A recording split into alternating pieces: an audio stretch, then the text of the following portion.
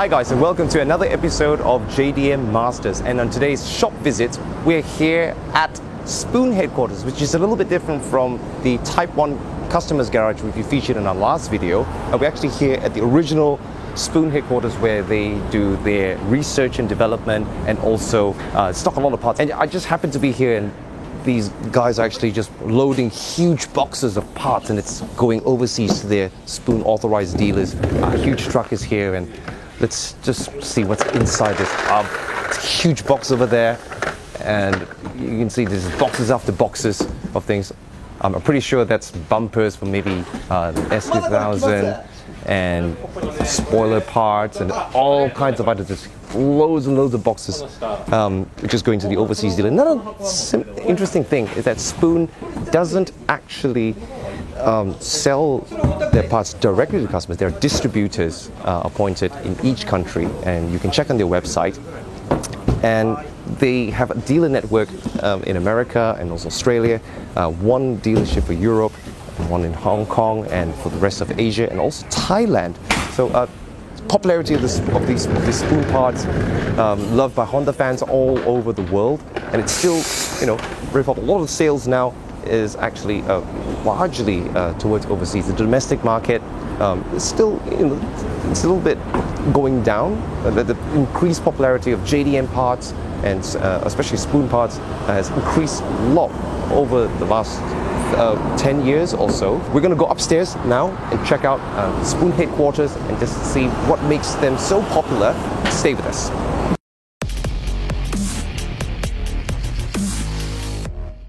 So we're inside Spoon headquarters, and first floor, you can see a lot of different parts here.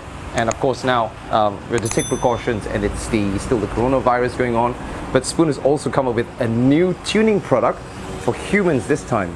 And check out the new mask. It's actually a pretty decent piece of kit, multi-layered. It's got the Ichishima crane logo. I'm just going to put it on. 10 horsepower? 10 horsepower for the driver, of course. So you can see around me, we have lots of different parts here. This is going to Thailand, Oak Club. Obviously, this looks like something huge enough to carry a carbon fiber bonnet. Behind me over here, look at these huge boxes. Look at these huge boxes. And can you guys guess what's in here? Now this is going to AJ Racing, which is in Canada. Aero bumper for the FK8. The three pieces over here. And it just shows that Spoon products are still very, very popular, especially with overseas Honda fans. And we have the opportunity to be right here at their logistics center, which is really the headquarters building. Now, a little story about the headquarters building. This was the original Spoon tuning workshop and research facility before they opened Type 1, which we've just been to in a previous video, you can see. And now we're going to have a rare look at what's going on in here and what they actually do as a business. So, a lot of parts down here. You have the wheels. I believe this is the 16-inch SW388. There's something interesting about Japanese culture, about the packaging. Obviously white boxes will get dirty very easily, but it seems like it's like a testament to the meticulous cleanliness and hygiene levels of just handling things. It's just car parts, but the impression of how things look. Of course, you have some stuff here which is in normal cardboard boxes, but still a lot of white boxes here and there. More stuff there at the back. I'm guessing that is probably big enough to see. I'm going to guess what this is. Okay, it's probably a strut bar. No, it's too large to be a strut bar. All right, this is a tail silencer kit, the N1 kit for the EG6. So where is this going to? Thailand. I'm just going to take this back right now. Okay. So let's go upstairs on the second floor to have a look at their facility, which they still do a little bit of machining work. A very important step in their process for the assembly of parts. So we're going to go to the second floor. A little bit of a display here. Let's put my alcohol pump. Oops. Okay. That's too much alcohol. I'll catch fire. Whole of a suspension for the latest FK7 or FK8. They've teamed up with KW, as we've seen in a previous video. But the colors are very Spoon. You have the logo. It's a really nice kit. good welding, and the springs, everything made, of course, to spoon spec. This is actually 4-pot, but it's lighter than the 2-pot full cast iron of the OEM ones. And here is a 6-pot that's used in the FK7, and it's also significantly lighter. Monoblock, made by Nissin, not Brembo. They're lighter than Brembo's, actually, a lot lighter. That's very interesting. Okay, let's go up to the second floor. Oh, look at here. And we got this homeless gentleman working here now. So, homeless gentleman, you want to come with us? Yeah, sure, why not? Yeah. Now we're on the second floor of this secret facility that is the Spoon headquarters building. So there are 4 floors, but this is the most important one that we're concerned about. Now you can see behind me here, there's loads of boxes, and if you could see, this is where the action actually happens, and we're going to have a look at some of the detailed work that goes into making Spoon products, and also how engines are refined further from the Honda factory. So this is where Hector gets his 3 Spoon engines from. Used to, yes. Yes. Yes, actually, yes, he does. He does. The difference is, it can't be flown overnight. It's logistically impossible. Huh, so there's no overnight parts from Japan. No. It'll take at least a couple days. Even Maybe Amazon wasn't that capable even back then, right? But anyway, let's have a look around here. Spoon actually uses a lot of Honda OEM parts because the Honda OEM manufacturers have very high quality in order to keep it as close as possible to the high standards of the OEM manufacturers. They use a lot of their parts and refurbish it to their spec.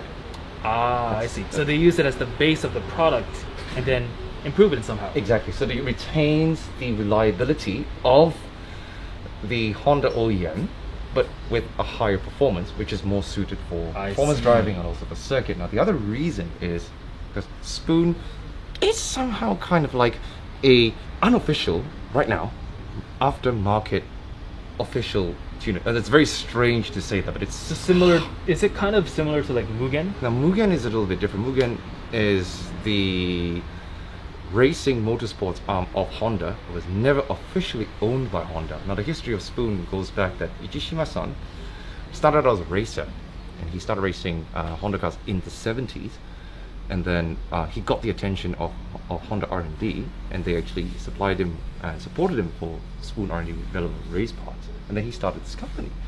So he's always believed in using quality OEM products, which he believed that Honda really high quality, and then further putting their spin onto it. So for example here, this oil pan. Now this is a standard B-engine oil pan, P72. It's made of steel. Now, I'm going to turn this over. I love how you know the exact code number of every single item here. Yeah, the P72 oil pan, right? Yeah, this is a Type R one. Now you will see here that this has baffles. Okay, now this baffles do not exist in the standard oil pan that comes up from the Civic Type R or the SIR. It's such a pity, but that's something that Spoon said, we can improve on this, so let's design baffles, and they've gotten original ones and have it remade or modified with, look at this, it looks like it came up from the Honda factory. Yeah, so essentially they get the original product from Honda directly and then kind of basically custom fabricate an addition to it for some of the parts. Exactly. The advantage of using OEM based parts is that the fitting and compatibility with the stock Honda engines and the cars is 100%. It doesn't fail. Of course, many of you out there who buy a lot of used parts, it could be maybe from other manufacturers or even unknown manufacturers. Like, where do people get the stuff these days? AliExpress, Wish, eBay, and they may look good on paper, yeah, but when you actually fit them, J-Spec Auto, they may not actually fit very well, and it's all about these tiny things. For example, you start to fit the oil pan and you can close a few of these bolts, but somewhere along the line, because it's not manufactured according to to OEM specs, you could get a leak, some of the bolt holes are loose. I've actually encountered this problem. You don't have the same OEM tolerances. Exactly. So this workshop right here is where they do a lot of the machining and assembly of parts. You can see here from the reference videos the last time I came, they were actually assembling throttle bodies, which is really interesting. So they get the throttle bodies from the OEM manufacturer, and they get it reboard to the Venturi spec, and they get bigger butterfly valve, and then they assemble everything right here. All right, so now we are here at the section where the Spoon bigger throttle bodies are being assembled. As you can see, the mechanic behind me here is assembling the throttle bodies. So why is he actually doing this? Well, all of the Spoon throttle bodies actually are OEM Honda parts, which have been modified to have a bigger circumference with also a larger butterfly valve. Now, these, as you can see here from the motor mechanism, is a drive-by-wire type, which means there's a motor inside, and precision work is being done here by hand to reassemble all of these parts. And so you can see here that he's using the feeler gauges to check the clearance between the throttle body and the butterfly in order not to have any gaps, and making sure that the airflow and just the torque into the screw as well is all evenly done. And each product has also the motors here, and it's all put together by hand. And this is for the CRZ. And of course, you know, in manufacturing with a small company like Spoon, it's very difficult to have a large capacity or a large quantity. So they're done in batches, basically. So one type of car, one type of engine is done first, and then perhaps another time, like for example, the F20C for the S2000 engine or the K20A is done another time. So it's also easier for production. Now, Spoon is actually a relatively small company with not more than 50 staff. So this facility here in this small room, which, by the way, before the Type 1 garage was opened in 2000, a lot of the mechanical work was done on the first floor. The engine building was done up here on the second floor. But now that they have the Type 1 garage, some of the work for parts assembly is still being done here. For example, like even the dampers, when they arrive from their suppliers, which are manufactured by Showa, a long-time Honda supplier, which fits reliability. So they use a lot of these OEM parts and modify them to their spec and hand assemble them, put them together, and also pack it. Another interesting thing that manager Jomoto-san has told me is that a lot of the staff here, even if they're not mechanics, do have mechanical background, and so they kind of take up a dual role where they work on assembling and machining these parts, and then they also follow through right to the end of the packing and packaging process. And something very unique about Japanese culture. If you come to Japan and you go into a convenience store, you will see a simple box of chocolates, but you have to tear through like maybe 3 layers of things to get to your chocolate, because each chocolate is individually wrapped very nicely with a nice, easy to tear box. And it's a similar concept with car parts, aftermarket parts that Spoon sells. As you can see now, the mechanic is wrapping up in bubble wrap and putting it into the box with the instructions, and the gasket ring, which is the original Honda part. And there's a certain order as well to putting the top packaging, and just make sure that every single packaging and the order is just beautifully wrapped like that. You couldn't have a better Christmas present or a birthday present. Now, this is something that may be just very mundane or simple to most people, but it's just the amount of care to even like making sure that the tape or the stickers are put in exactly the same place. And it's something that many Japanese craftsmen or product finishers actually do care about. And you can see a perfect package right now, and the sticker is exactly in the center. Beautiful. Each part in the box, wrap it up nicely so that when that item arrives in the hands of the customer and he opens it, it's like a kid on Christmas Day happily opening his package. It's just that impression of the quality of the parts that also adds value to the brand name. And then in our experience, just looking at parts from all over the world, and even among those in Japan, it's quite rare to see this sort of interesting thought process where the mechanic or the technician has to see through the eyes of the customer and think through the whole process from the backwards. So that's a very interesting thing. And there's also some other small work that they do with the engines, which we're going to have a look right now. So this is quite interesting. Now, this is an old engine block that is probably scheduled for overhaul. But what's more interesting is that how the technician is actually taking off the burrs from all these edges of the new engine blocks. So over here you can see how there is this machine. I think this is a buffer to remove burrs from the edges of this is the ladder frame of the cylinder block, and it comes out from the factories manufactured with a lot of burrs on the side, which is actually pretty sharp if you touch it. And when engine's new, all these burrs actually come out through the oil strainer, and it could cause it to clog. But that's not actually the real reason why they do it. It's because they want to also make it safe for the mechanic who is assembling the engine, especially in a race environment where you need to put the hand inside, and it just makes it quite difficult. Every single edge has been filed down to remove the sharp edges.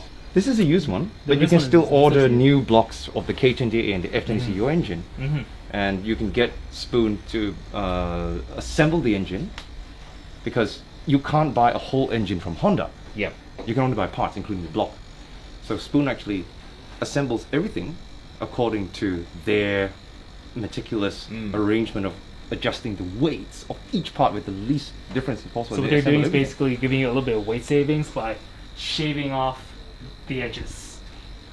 You could say, yeah, it saves like 0.005 gram, but that's what matters on the That's what matters the most. Yeah. But the real reason to do that is so that when a new engine gets circulated with the oil and the heat, all that small burrs of metal, they don't get into the oil filter strainer. I see. But an actually more interesting reason, in racing, when the mechanic has to reach into the engine bay and do stuff to fix the car and you have a very short time, he doesn't cut himself.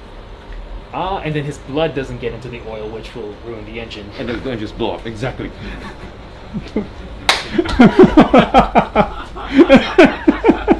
Brilliant. So in order to demonstrate how much it's much smoother, we've got Jomoto-san here, who is Oh, hisashiburi. Hi, how you doing? From Spoon.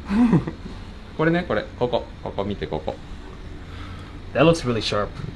だけど、ほら、あー、痛そう。全然これもうカットしてるから。 No way, that's hang on. Oh, it's smooth. Oh, That's completely smooth. So this side is not. これほんのちょっとだけね。今これ途中のやつ。so this is they're in the middle of working on this. Oh. Yeah, this you can cut your finger on this edge basically. Yeah. So can you guess what part of the engine this is? Part of the engine.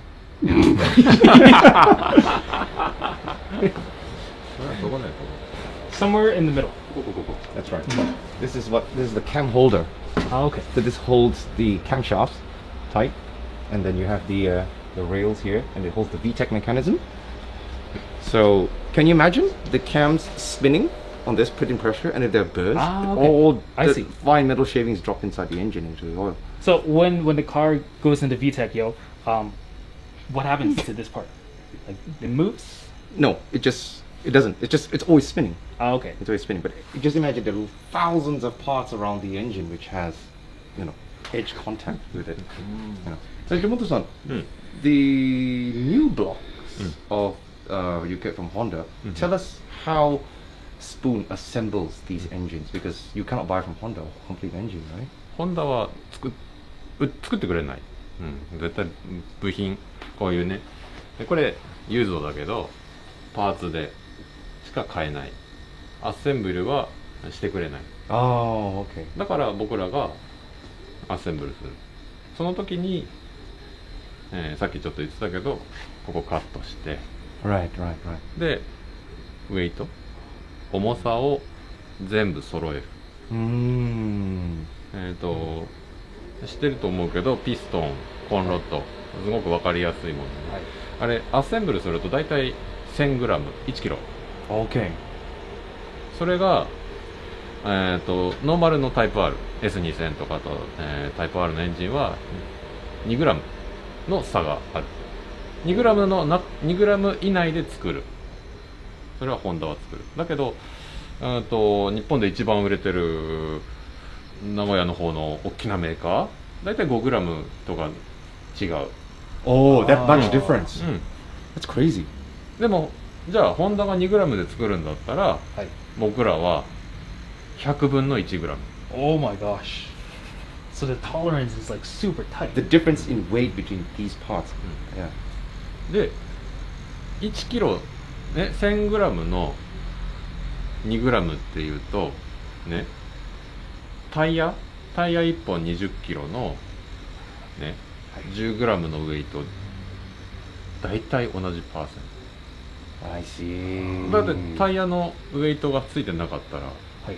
バイブレーションでわかるでしょ。 Yes, yes, yes, yes, yes, yes. エンジンも一緒っはい。てことは100分の1グラム揃ってるとエンジンのバイブレーションがもう少なくなる。 Oh. I get it. I get it.